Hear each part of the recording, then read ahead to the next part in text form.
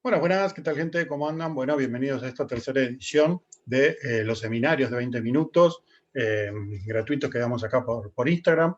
La idea de esta tercera edición es empezar con una extensión, digamos, de lo que vimos en el último seminario sobre dolor lumbar, y vamos a hablar un poquito sobre los ejercicios de core, ¿sí? Para empezar a encuadrar un poco el contenido sobre ejercicio de core, lo primero que tenemos que tener en cuenta es básicamente, bueno, cómo nos movemos, ¿sí? Cuestiones básicas que tenemos que tener en cuenta a la hora de analizar estos ejercicios y en realidad analizar todo el movimiento. Nosotros estamos diseñados, ¿sí?, para movernos. Nuestra función prioritaria, parte de nuestra supervivencia, se basa en poder movernos. Y esos movimientos siempre son movimientos triplanares, o sea, en tres planos, en tres ejes. Ahí le puse 3D, ¿no? Vendría a ser lo mismo. Pero tenemos que tener en cuenta que cada vez que nosotros nos movemos estamos sometidos a lo que sería la fuerza de gravedad, que siempre va a ser una fuerza externa, ¿sí? Y a la cual nosotros nos protegemos, digamos, nosotros la luchamos, digamos, la contraponemos en base a fuerzas internas provocadas por nuestros músculos contra esa fuerza de la gravedad. Y que muchas veces esas fuerzas, tanto fuerzas externas como fuerzas internas, conviven, obviamente, y se relacionan de a pares, principalmente a partir de una de las aplicaciones más importantes que nosotros tenemos en el área del ejercicio físico o en el movimiento, en realidad, que es la tercera ley de Newton, que es la ley de acción y reacción, ¿sí? Vamos, que es fundamental. Ustedes saben que cada vez que nosotros aplicamos una fuerza, esa fuerza es respondida con una fuerza de igual magnitud, de igual dirección, pero en sentido opuesto, ¿sí? Y gracias a esa fuerza es que a nosotros nos permite aplicar fuerza contra elementos. Por ejemplo, caminar. Nosotros caminamos gracias a que podemos aplicar fuerza contra, en este caso, contra el piso. Podemos saltar, podemos lanzar un objeto. Todas las fuerzas que nosotros utilizamos están relacionadas con esa tercera ley de Newton de acción y reacción, ¿sí? ¿Estamos? Entonces, en definitiva, la ley de acción y reacción y la congruencia entre esas fuerzas externas y las fuerzas internas eh, nos marca, y es muy importante, para aplicar la fuerza, ¿no? Aplicar la fuerza, y que nosotros por lo general lo vemos como la aplicación técnica o la ejecución técnica de un ejercicio en cuanto a la eficacia de la posibilidad de aplicar fuerza en un sujeto, ¿sí? A su vez, a medida que fuimos evolucionando y a medida que la especie fue evolucionando dentro de la evolución, nosotros nos tenemos que someter, o sea, fue aumentando la altura de nuestro centro de gravedad asociado al proceso de locomoción, al movimiento que nosotros tenemos, y nosotros fuimos luchando en parte contra esa gravedad que nos tiraba hacia abajo, principalmente en base a la búsqueda del equilibrio, ¿sí? Nosotros, para mantenernos estables contra la acción de la gravedad, necesitamos generar estas fuerzas internas que yo les expliqué anteriormente, y que parte de esas fuerzas internas es, por ejemplo, para mantener el equilibrio. Y una parte muy importante en la regulación del equilibrio y muy antigua es lo que sería el arquicerebelo, ¿sí? Una de las estructuras fundamentales del sistema nervioso central. Y para poder hacer eso, para poder mantener el equilibrio y poder ejecutar nuestros movimientos, nosotros tenemos distintos patrones de secuencia, o sea, secuencias de patrones, de sinergias musculares para poder aplicar esas fuerzas internas que yo les estaba explicando anteriormente, ¿sí? Que son innatas. O sea, nosotros venimos con un cableado ya armado dentro, sobre todo dentro de nuestra médula espinal, que nos permite generar las fuerzas musculares necesarias, por ejemplo, para mantener el equilibrio, para permitir el equilibrio, y no solamente para eso, sino también para movernos, ¿sí? Es un conjunto de sinergias ya propias del ser humano, que en realidad están en otras especies también, pero propias del ser humano, y que nos permite crear movimientos, ¿sí? Son sinergias clásicas, normales, ya generadas dentro de nuestro sistema nervioso central, y que nos permite el movimiento. ¿Estamos? Y prácticamente todas las que nos permiten esos movimientos están cruzadas. ¿Qué significa? Que hay una manifestación de esa fuerza interna que está en torsión, digamos, o sea, que genera la torsión de nuestro cuerpo y que nos genera la activación conjunta, sinérgica, de lados heterolaterales del organismo, ¿sí? ¿Con el objetivo cuál? Con el objetivo principal de intercambiar energía cinética y energía potencial y permitirnos la transferencia de esa energía de un sector hacia otro sector del cuerpo. ¿Sí? ¿Estamos? La forma más simple de darse cuenta, se haga durante la marcha, es durante la disociación de las cinturas, la cintura escapular que va para un lado, la cintura pélvica que va para el otro lado, y ese movimiento de torsión que va teniendo el tronco es propio no solamente de la especie humana, pero es un movimiento propio, que nos permite el movimiento y nos permite el desplazamiento, obviamente, y que ya está formado, son circuitos innatos con los cuales nosotros nacemos, ¿sí? Que después nosotros vamos a ir madurando, y a partir que vamos madurando nuestro sistema nervioso, lo vamos controlando aún más y podemos crear movimientos más complicados en base a ese cableado inicial. ¿Sí? ¿Estamos? Bueno, la cuestión es que todos estos procesos que yo les estoy explicando, entre las fuerzas externas, las fuerzas internas, el proceso propio nuestro de tratar de conseguir un equilibrio, y a su vez el proceso de sinergias naturales e innatas que tenemos, lo que nos permite es, en parte, darnos cierta estabilidad, mejorar nuestro equilibrio y, sobre todo, reducir los gastos energéticos para hacer los movimientos, y a su vez nos sirve como elemento de contrabalanceo del propio movimiento del tronco, que lo tenemos en prácticamente todos los movimientos voluntarios del sujeto y los movimientos en las actividades de la vida diaria, y también incluidos los movimientos dentro del deporte. ¿Sí? Tener en cuenta que siempre el movimiento del cuerpo humano, es raro que solamente haya un movimiento recto. ¿Sí? Siempre los movimientos, por lo general, son de naturaleza espiral, ¿sí? O sea, incluyen rotaciones, y están dispuestos, los músculos principalmente, en dirección oblicua. ¿Sí? Eso, al estar ubicado en dirección oblicua, lo que hace es estimular o favorecer ciertos patrones diagonales, como les contaba anteriormente, que a su vez generan un movimiento rotatorio normal del cuerpo. ¿Sí? Y para cumplir con todas estas funciones, tanto sea antigravitatorios como de movimiento, el organismo cuenta con algo que seguramente ya conocen, que son los sistemas de cadenas miofaciales. Ustedes saben que tenemos varios tipos de cadenas miofaciales. Tenemos las cadenas rectas, tanto de flexión, de extensión, de apertura, que son prioritariamente posturales, ¿sí? Pero también tenemos cadenas que son cruzadas, ¿sí? Las cadenas cruzadas anteriores, las cadenas cruzadas posteriores, que a su vez están influidas por las cadenas rectas antigravitatorias, ¿sí? O sea que ya desde la configuración del mismo organismo, primero necesitas mantener una correcta postura para poder después realizar un correcto movimiento. Y estas cadenas cruzadas nos permiten el movimiento en los tres planos, ¿sí? Los movimientos tridimensionales, digamos, ¿sí? Los movimientos en diferentes planos y ejes. Y no tenemos que olvidar que también tenemos una cadena visceral, ¿sí? Tenemos una cadena en donde lo que buscamos es la estabilidad de todos los componentes viscerales, y siendo el principal elemento del organismo, lo hegemónico del organismo, el proceso de ventilación, ¿sí? El proceso de ventilación pulmonar. Por lo cual, la ventilación va a ser un elemento importante en cuanto a la estabilización. ¿Sí? Ahora, como les decía antes, una de las funciones prioritarias que tienen estas líneas de fuerza, ven, acá tienen los ejes de torsión, acá tienen las cadenas cruzadas con sus expansiones hacia, tanto sea la cintura escapular como la columna cervical, ¿sí?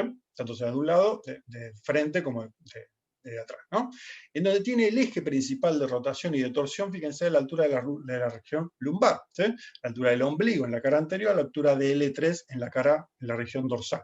Que esto está relacionado con lo que habíamos hablado en la clase anterior, o sea, el seminario anterior, cuando hablamos de la curvatura principal de la columna lumbar, y que el ápice de la columna lumbar estaba en lumbar 3, ¿sí? Que era el principal eje de desplazamiento. ¿Sí? Entonces, la idea principal de estas líneas de tensión y estas líneas cruzadas que nosotros tenemos es transferir fuerzas producidas en los miembros superiores, transferirlas hacia los miembros inferiores por medio del tronco. ¿Sí? Vamos, o sea, por medio del esqueleto axial, ¿no? O viceversa, o sea, transmitir fuerzas generadas en los miembros inferiores hacia los miembros superiores. ¿Sí? Y estas curvas, estas líneas, estas curvas cruzadas, estas diagonales clásicas con que nosotros nos podemos encontrar, es, como les decía antes, es una función o una forma de organizar innata del cuerpo humano. ¿Sí? ¿Estamos? Entonces, lo que tienden a hacer es traccionar hacia un lado y traccionar hacia el otro, y poner en tensión esos tejidos conectivos, que a su vez lo que hacen es transmitir energía de un lado hacia el otro, potenciando ese esfuerzo. ¿Sí?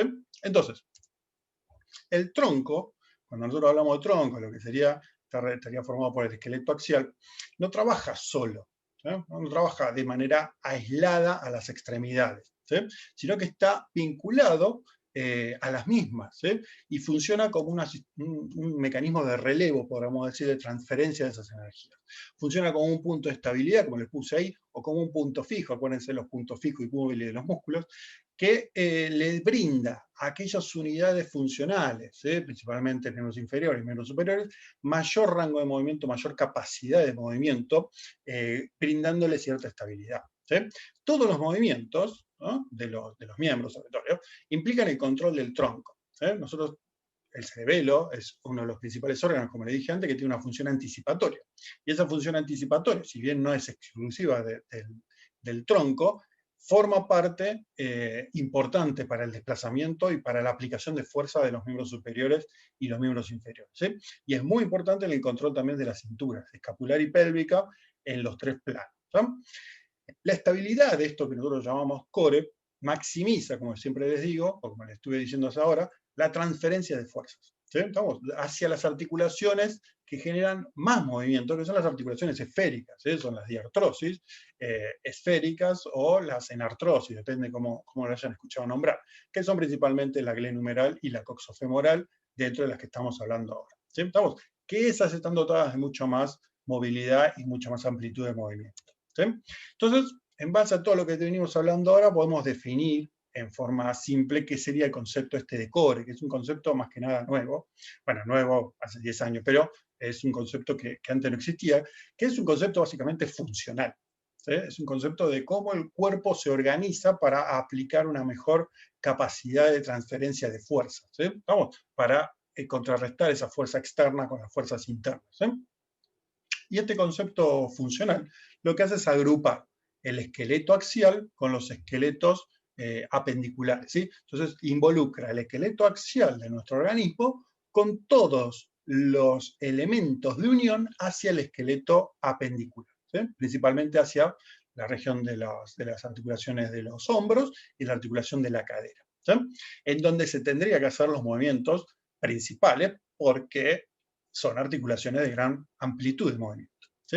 Entonces, ¿qué sería el concepto este de estabilidad? Algo lo hablamos, creo, la semana pasada, pero el concepto de estabilidad lo que implica es la capacidad de resistir un movimiento no deseado, ¿sí? O sea, no dejarte llevar por fuerzas externas que te modifican el estado de equilibrio o te modifican la posición donde vos debes estar, ¿sí? Entonces, la estabilidad, tengan en cuenta que no es sinónimo de rigidez, digamos, ¿sí?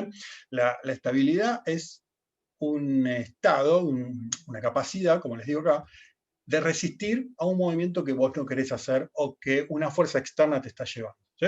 Controlando también la trayectoria de los elementos corporales en el espacio, ¿sí? Entonces, está relacionado mucho con el control, ¿sí? Principalmente con los trabajos isométricos, con los trabajos excéntricos, ¿sí?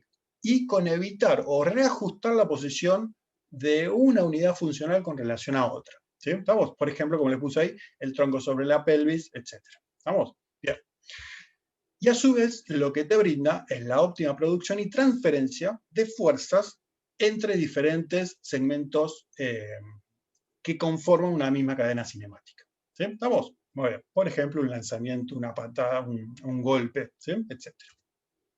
Esto ya lo habíamos visto, lo puse acá simplemente porque es una parte importante de la estabilización, que es la fascia tóraco-lumbar en la región posterior, formada por una gran cantidad de músculos, entre ellos el transverso abdominal, los oblicuos internos, el glúteo mayor, dorsal ancho, multifidos, cuadrado lumbar, que son músculos que conforman las distintas tres capas que forman, para la redundancia, esta fascia tóraco-lumbar, que tiene una función muy importante en la estabilización del tronco, pero que a su vez lo que hace es unir y vincular el tronco con los miembros superiores, por ejemplo, con los dorsales anchos, o los miembros inferiores con el glúteo mayor. ¿Sí? Vamos, que son músculos que conforman esta fascia tóraco-lumbar y que trabajan a su vez en sinergia en la capa más externa de esa musculatura, de manera contralateral, potenciando estas líneas de acción diagonales que tenemos en el organismo. ¿Sí? ¿Estamos? Muy bien. Y habíamos hablado también la semana pasada que cuando había una mala activación del transverso abdominal y el multifidus, terminábamos generando una posibilidad de lesión o de dolor lumbar, ¿sí? En esta oportunidad lo que vamos a hacer es, aparte de ver solamente el transverso abdominal y el multifidus, vamos a agregar otros grupos musculares que también van a formar parte de esta activación de la musculatura profunda, que no la charlamos la semana pasada, pues hacía muy largo el seminario, ¿sí? Y, como les dije, el cerebelo es una de las estructuras principales que produce esta anticipación de los movimientos, tanto sea de miembros superiores como de miembros inferiores, y permite la estabilización del tronco para permitir movimientos más distales, ¿sí? Entonces tiene que haber una buena sinergia entre el diafragma, el suelo pélvico, el periné, y las fibras multifidus, conjuntamente con el transverso, que acá no lo puse, ¿sí? El multifidus, dentro del multifidus, tengan en cuenta que controla los movimientos intervertebrales y que es muy importante con la cocontracción del transverso, el diafragma y el periné. ¿Sí? Acá sí lo puse, ¿sí? Y también es muy importante diferenciar la contracción de esta musculatura más profunda con relación a la musculatura más superficial, ¿sí? Que tienen funciones totalmente diferentes. Una tiende más a estabilizar, como es el diafragma, el periné, el transverso y el multifidus, y los músculos más superficiales, digamos, tienden más a movilizar. ¿Sí? ¿Estamos? Bueno.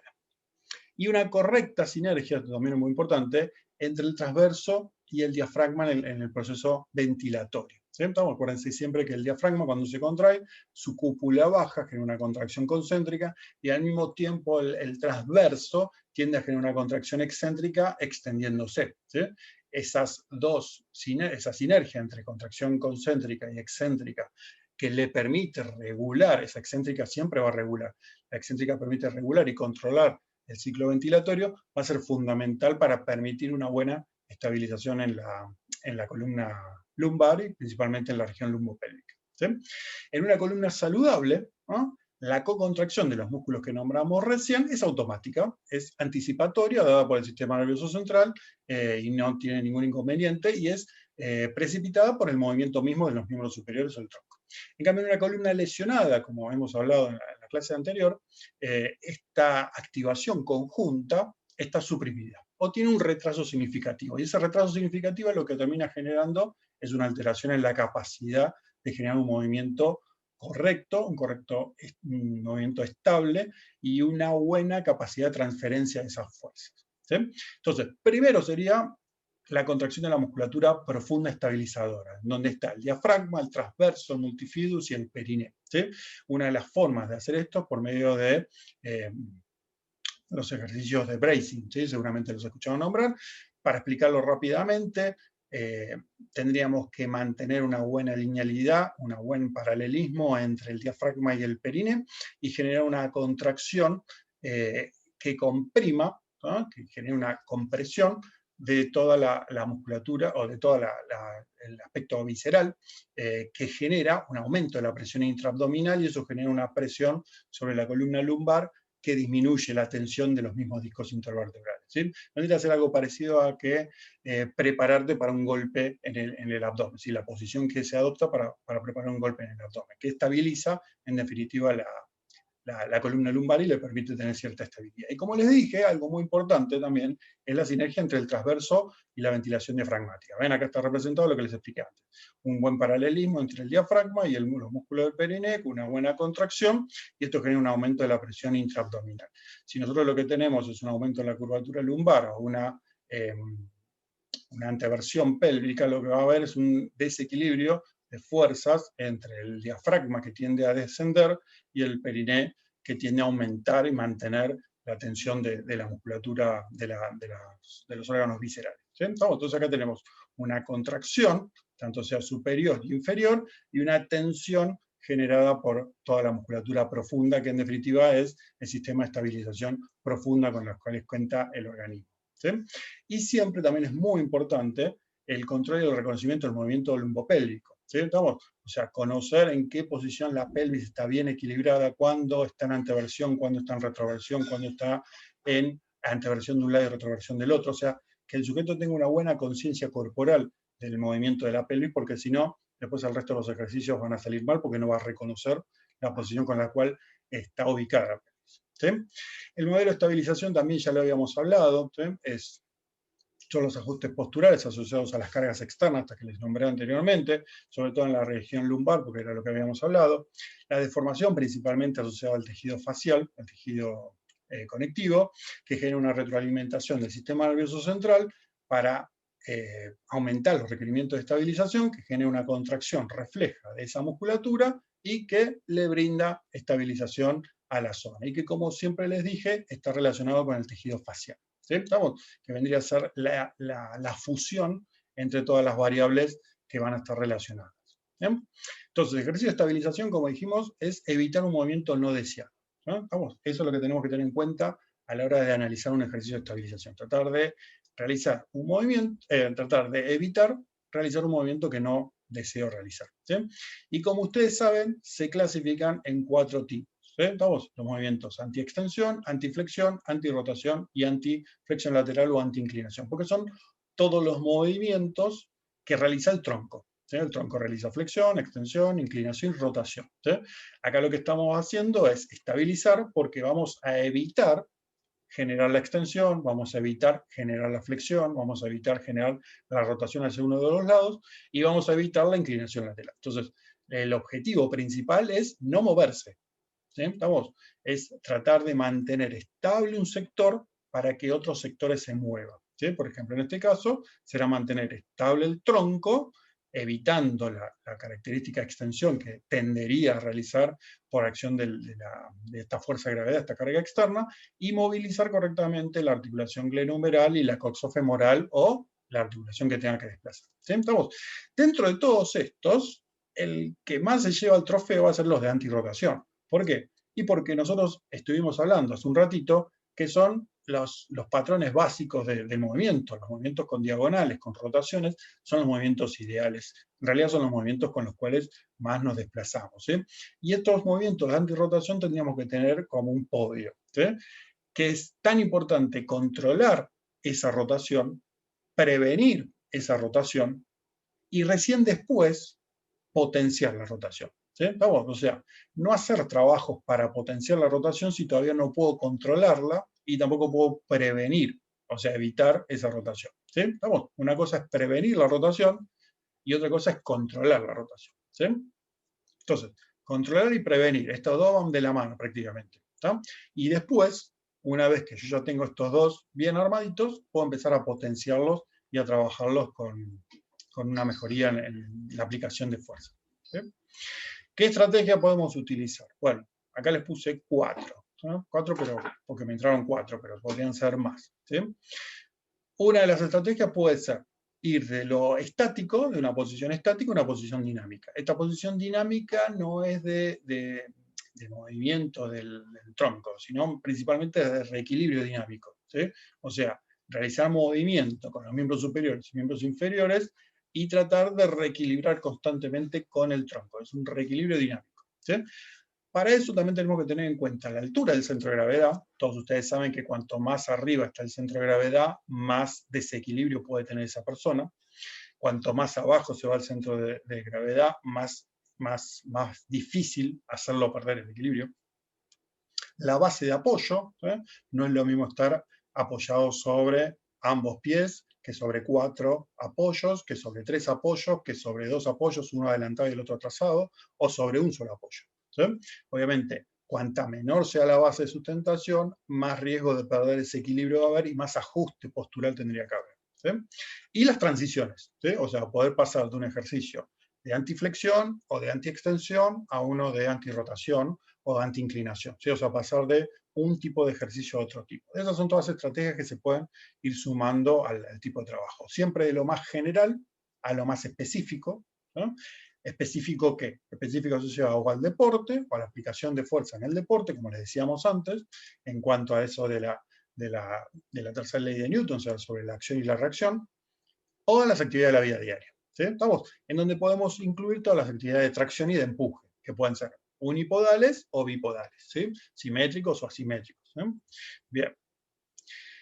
De lento a rápido, ¿sí? O sea, ir con esa idea, siempre iba a arrancar de más lento a más rápido, ¿no? Y de voluntario a automatizado, ¿sí? O sea, lo primero, siempre van a tratar de generar una conciencia corporal sobre el movimiento y a partir de ahí van a tratar de repetirlo, de forma tal que el tono muscular, regulado en este caso por el cerebelo, en realidad no es el único centro que regula el tono, pero regulado en este caso por el cerebelo, porque es uno de los principales que genera ese proceso de anticipación para regular el equilibrio, y la comunicación que tiene el cerebelo con la corteza premotora, que va a ser la que programe el movimiento, en principio voluntario y después automatizado. ¿Sí? Y para empezar, una de las formas más simples y más fáciles que podemos tener es estos 3 ejercicios, ¿sí? Propuestos por el médico Stuart McGill. Son muy conocidos estos ejercicios. Es el curl up modificado, el sujeto se recuesta con la rodilla extendida, una rodilla extendida, la otra rodilla flexionada, flexiona levemente el tronco, los codos acá no están, pero los codos van para hacia arriba, ¿sí? Las manos se colocan abajo de la columna lumbar, no para apretar la mano, ¿sí? ¿Estamos? No tenés que hacer fuerza contra la mano, no tenés que achatar a la columna, ¿sí? Y se flexiona levemente la cabeza, ¿sí? Un poquito menos de lo que está acá, acá está como un poquito muy exagerado. ¿No? Vamos. Otro ejercicio, la plancha lateral. ¿No? La plancha lateral, el codo siempre por debajo de la altura del hombro, no más adelante, no más atrás. Esto siempre bien alineado. Vamos a evitar que esto esté en comba, o sea, tirado para abajo. ¿no? Acá es en una palanca corta, ¿sí? Porque está apoyado sobre la rodilla, entonces tengo menos palanca.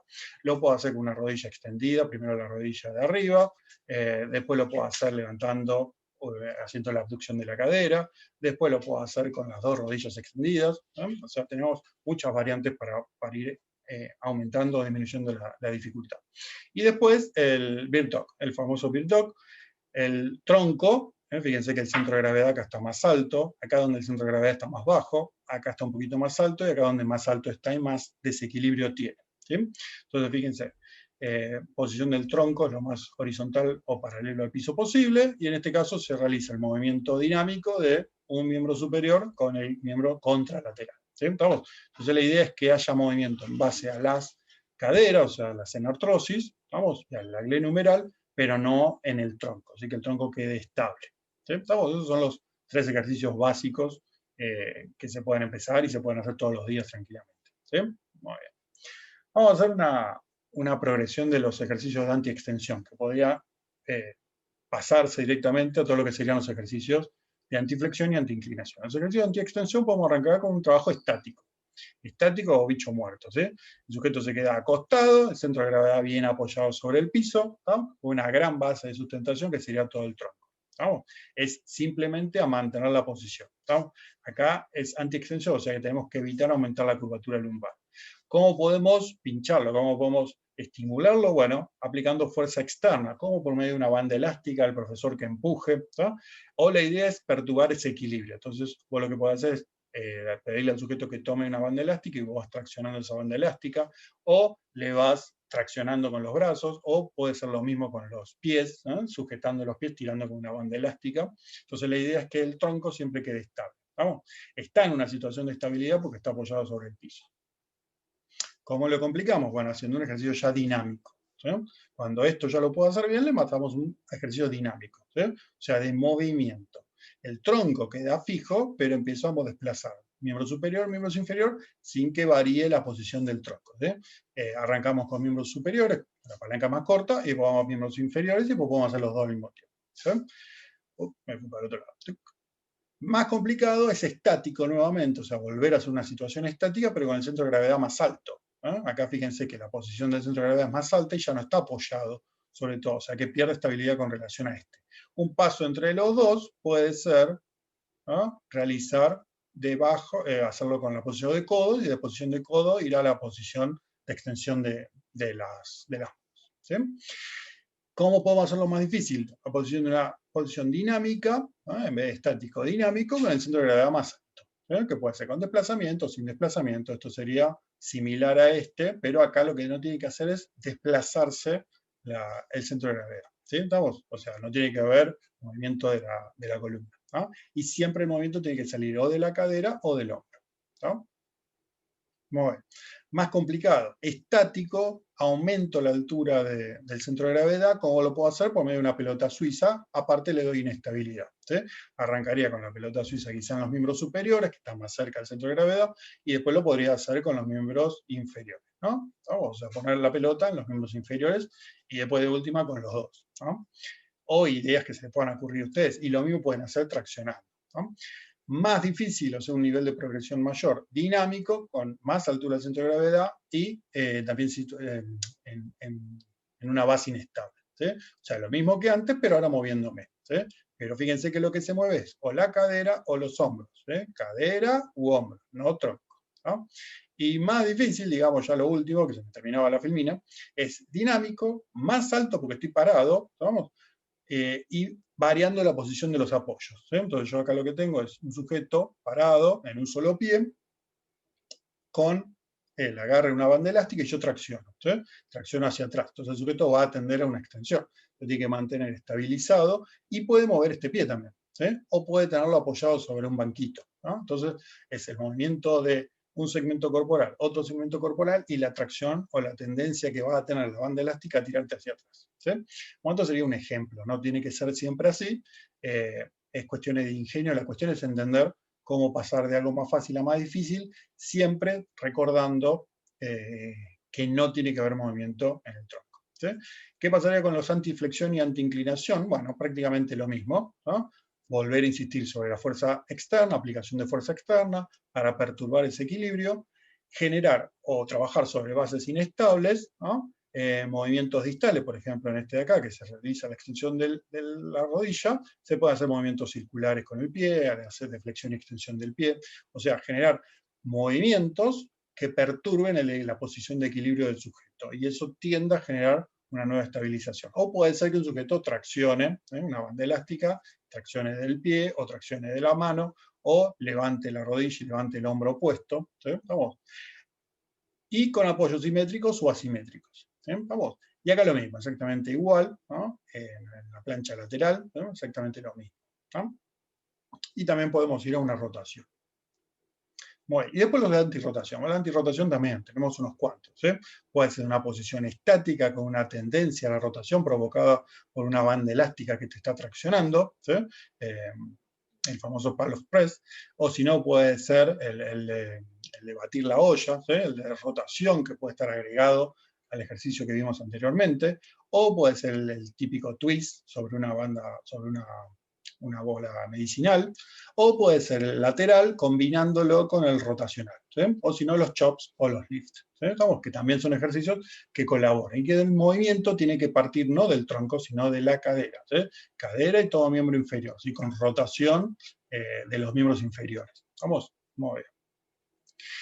O si no, podemos trabajar lo que sería el trabajo de transporte, ¿sí? Que lo que busca es el control del movimiento de la pelvis durante la marcha, principalmente el movimiento lateral. Ustedes saben que, como les dije antes, la pelvis en el movimiento, en cualquier movimiento del cuerpo humano, es movimiento triple A. Entonces tenemos ascenso, descenso, rotaciones hacia adelante y hacia atrás, y anteversiones y retroversiones. ¿Sí?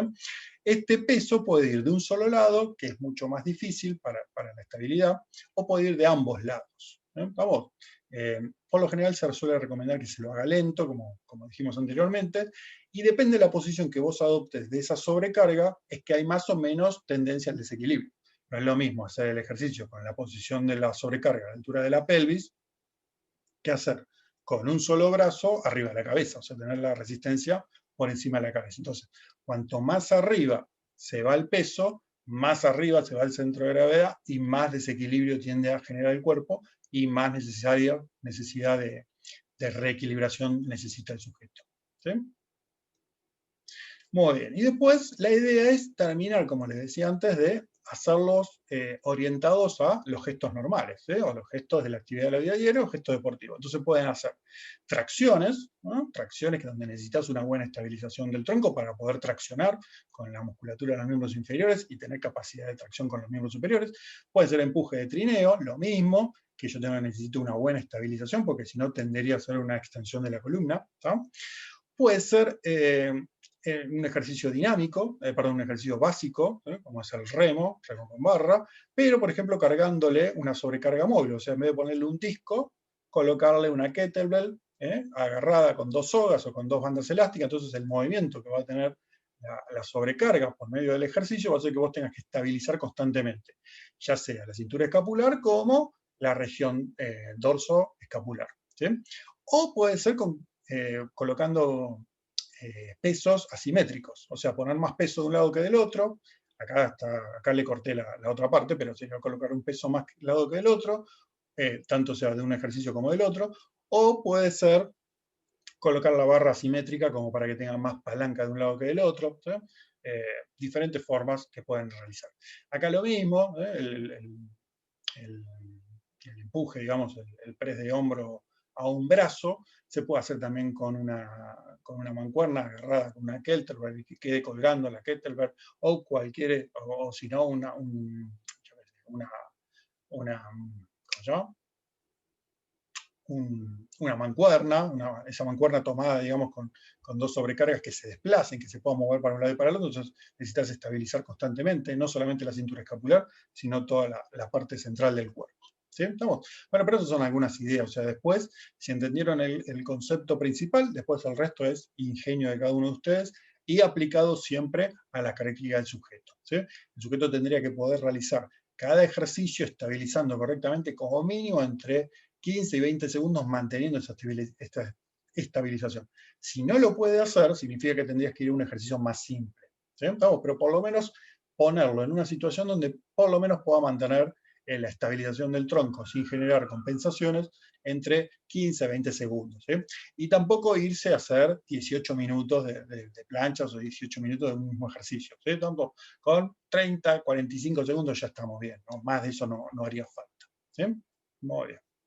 Entonces, en definitiva, ¿por qué entrenar el core en la zona central? Bueno, primero porque te brinda protección, ¿no? Sobre todo en la región lumbar y al aumento de la presión intraabdominal o ese stiffness que te brinda para poder sobrellevar esa protección sobre la columna. ¿Sí? Porque nos permite transferencia, ¿no? Transferencia de energía, ¿no? Cinemática entre los miembros superiores y los miembros inferiores, o sea, unidades funcionales diferentes, porque nos da un soporte tónico-postural, que es fundamental para el organismo, porque nos da estabilización, por ejemplo, en la cintura escapular, ¿vamos?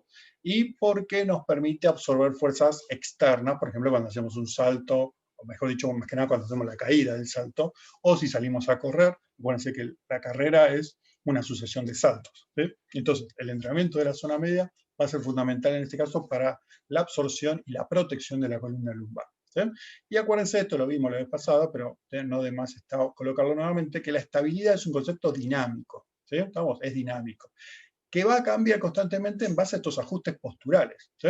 O las cargas externas que repercutan en el cuerpo, ¿sí? Que pueden ser, como les dije, la fuerza de la gravedad o la fuerza asociada, por ejemplo, a tensiones perturbadoras del movimiento. Esto sugiere que al aumentar la estabilidad del core, los ejercicios deben realizarse con semejanza a movimientos o patrones de deportes o la actividad de la vida diaria determinada. ¿Sí? O sea, las imágenes que les mostré recién sobre empujar, traccionar, que tengan no quedarse en las planchas, hacer solamente planchas, porque ese ejercicio en sí es muy genérico. Ir a algo más específico, o sea, transferir esa estabilización a movimientos específicos del cuerpo. ¿Sí? ¿Estamos? Bueno, me fui a la miércoles con el horario. Espero que les haya servido. La verdad que es un tema que amerita más tiempo, pero bueno, me quedé con esos tiempitos del seminario. Bueno, espero que les haya servido, que les haya gustado. Y bueno, cualquier duda o consulta, me la escriben. ¿Estamos? Les mando un abrazo y nos vemos en el próximo seminario. Chau, chau.